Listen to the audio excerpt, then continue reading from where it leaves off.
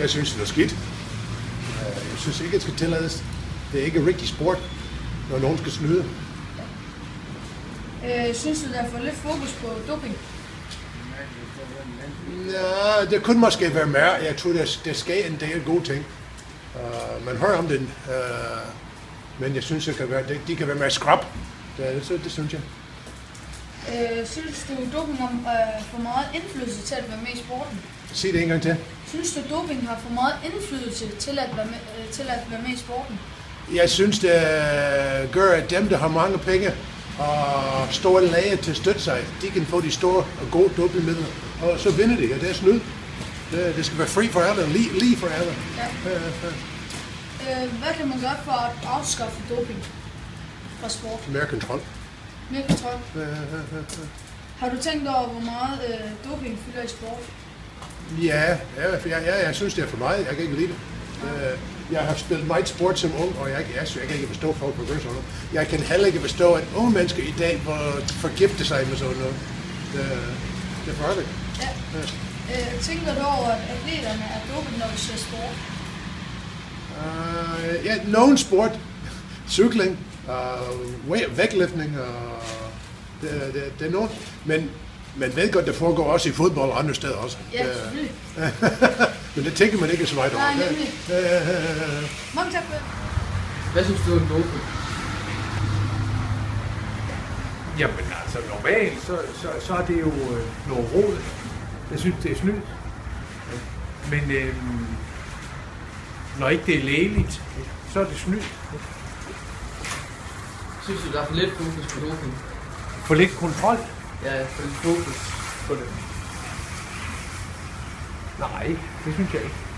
Men jeg synes, at de myndigheder, der har med det at gøre, er for sløve. Straffen er for lille. Det er fint, det.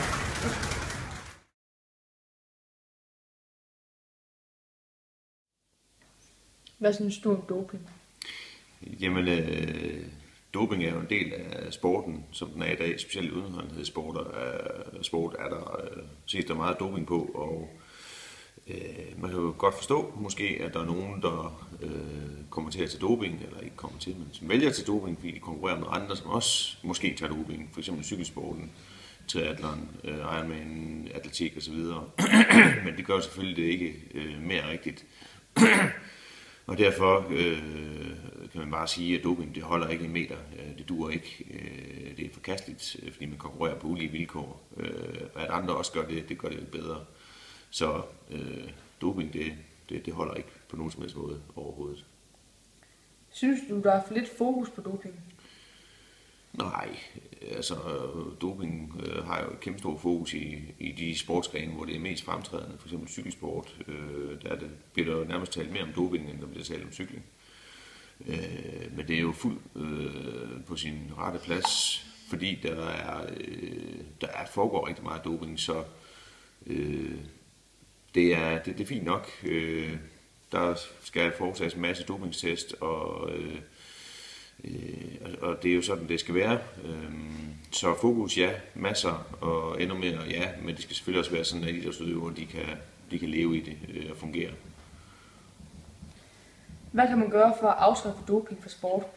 Jamen, man kan jo sådan set fortsætte det, man gør. Problemet er jo, at der bliver udviklet en masse testmetoder til at afsløre doping, men dem, som så udøver doping, og specielt bagmændene bag, de bruger sindssygt mange penge på at udvikle nye metoder, som vi kan opdages.